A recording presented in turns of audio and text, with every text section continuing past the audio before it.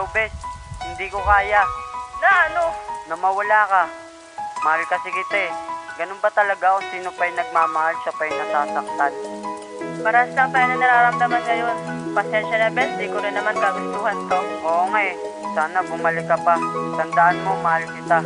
Mag-ingat ka palagi ah.